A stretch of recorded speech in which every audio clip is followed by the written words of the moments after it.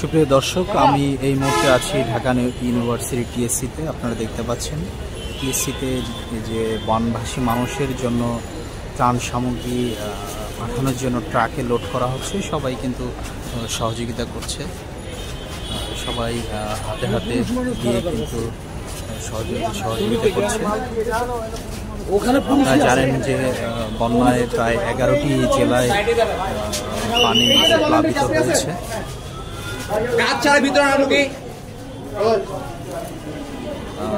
জানেন, দেখতে পাচ্ছেন সবাই কিন্তু হাতে হাতে সহযোগিতা করে বন্যাদের জন্য যে ত্রাণ সামগ্রী সেগুলো কিন্তু তারা ট্রাকে লোড করছে।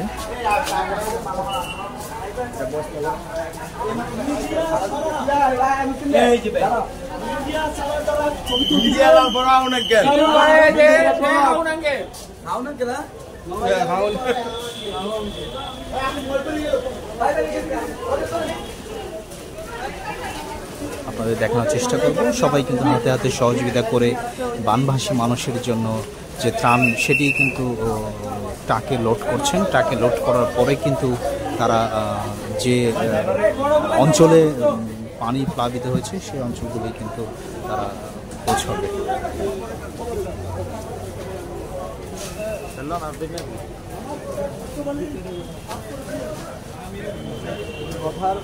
কথার স্পেলিংয়ে কিন্তু সব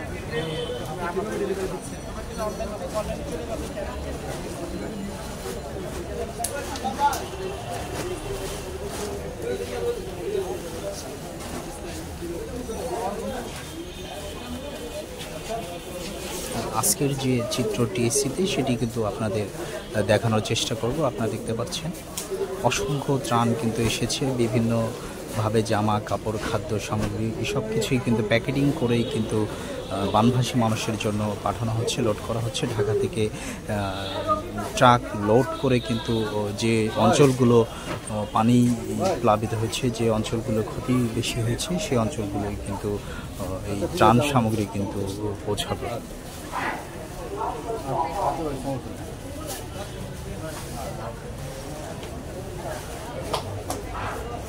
দেখতে পাচ্ছেন মানুষ যে মানুষের জন্য সেটির কিন্তু উদাহরণ আপনাদের দেখানোর চেষ্টা করব।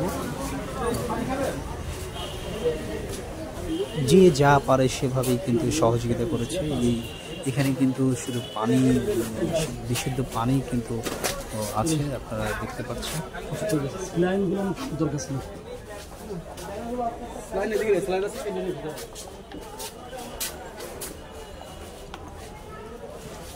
এখানে কিন্তু খাবার পানি স্টোরেজ করা হয়েছে, এগুলো কিন্তু প্যাকেটিং হয়ে বানভাসী মানুষের জন্য পৌঁছে যাবে।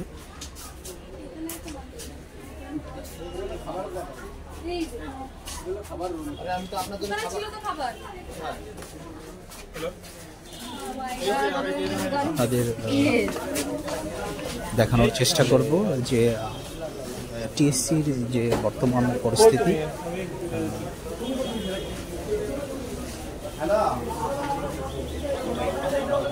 দেখতে পাচ্ছেন অসংখ্য কিন্তু খাবার সামগ্রী এবং বিভিন্ন জিনিস কিন্তু সব এখানে প্যাকেটিং করা হয়েছে।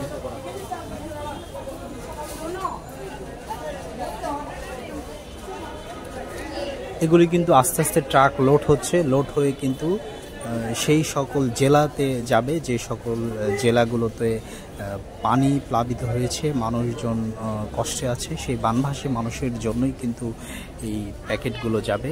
বিভিন্ন প্যাকেটে বিভিন্ন সামগ্রী আছে, কোনো প্যাকেটে খাবার আছে, বস্ত্র আছে, পানি আছে।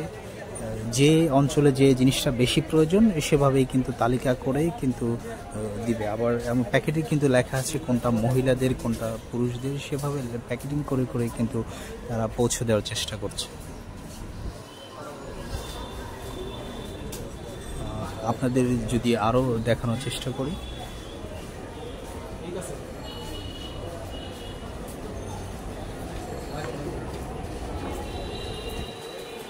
দর্শক, আমরা এই মুহূর্তে আছি ঢাকা ইউনিভার্সিটি টিএসসিতে। টিএসসির যে ত্রাণ সামগ্রী সংগ্রহের কার্যক্রম ছিল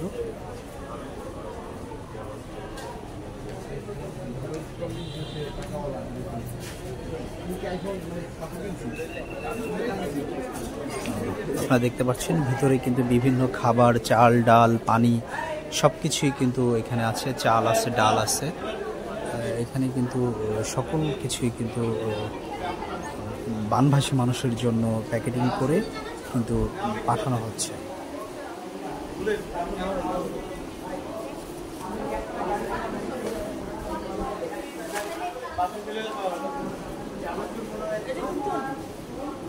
দর্শক, আপনারা দেখতে পাচ্ছেন সবাই কিন্তু ছাত্ররা, সাধারণ ছাত্ররা বিভিন্ন স্কুল কলেজ থেকে এসে কিন্তু তারা হাতে হাতে কাজ করছে, তারা কিন্তু পৌঁছে দিচ্ছে, কাজে সহযোগিতা করছে।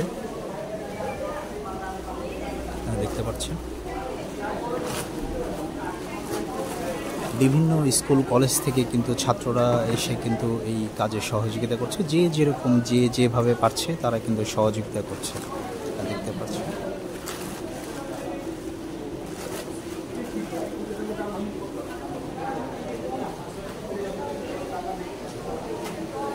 আমি যদি আপনাদের আর একটু দেখানোর চেষ্টা করি, সবাই কিন্তু হাতে হাতে একদম নিজের মায়া মমতা লাগিয়ে কিন্তু তারা একদম কাজ করছে।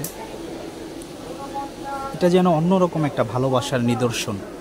আসলে আপনি এসে না দেখলে বুঝতে পারবেন না। আমরা এমন বাংলাদেশে চেয়েছিলাম যে বাংলাদেশে কোনো ভেদাভেদ থাকবে না, মানুষ মানুষের জন্য সবসময় সহযোগিতা করে যাবে, সেটাই কিন্তু আমরা চেয়েছিলাম। আমরা যে বাংলাদেশকে এত ভালোবাসি, বাংলাদেশের মানুষকে যে এত ভালোবাসি, সেটির কিন্তু আরেকটি উদাহরণ। আপনারা জানেন যে ভারতের আসামের গেট খুলে দেওয়ার কারণে কিন্তু 11টি জেলায় কিন্তু বন্যার পানি প্লাবিত হয়েছে। সেই কারণে মানুষজন, অসহায় মানুষজন, সাধারণ মানুষের কিন্তু অনেক ক্ষয়ক্ষতি হয়েছে। সেই কারণেই কিন্তু যে যা পেরেছে, সাধারণ শিক্ষার্থীরা কিন্তু গণত্রাণ সংগ্রহ কার্যক্রম চালু করেছিল। তারপরেই কিন্তু আমরা দেখতে পেরেছি আসলে মানুষ আমরা কতটা ভালোবাসি মানুষের জন্য। যে যা পেরেছে, আমরা বিশেষ করে দেখেছি বাচ্চারা কিন্তু তাদের বিভিন্ন ব্যাংকে, যে মাটির ব্যাংকে যে টাকা জমা করে তারা জমা দিয়েছে, সেই সকল জিনিস দিয়ে কিন্তু এই ত্রাণ সামগ্রী ক্রয় করা হয়েছে। এবং যে যা পেরেছে, যার যেমন সক্ষমতা ছিল সেইখান থেকে কিন্তু তারা সহযোগিতা করেছে। এই জিনিসগুলোই কিন্তু টিএসসি থেকে প্যাকেটিং হচ্ছে, প্যাকেটিং হয়েই কিন্তু সেই বানভাসী মানুষের জন্য যাবে। ট্রাক লোড দেওয়া হচ্ছে, ট্রাক লোড দেওয়ার যে দৃশ্যটা সেটা আপনারা দেখতে পাচ্ছেন। বিভিন্ন ছোটো ছোটো বাচ্চারা, স্কুল কলেজের বাচ্চারা কিন্তু এসে সহযোগিতা করছে, আপনারা দেখতে পাচ্ছেন।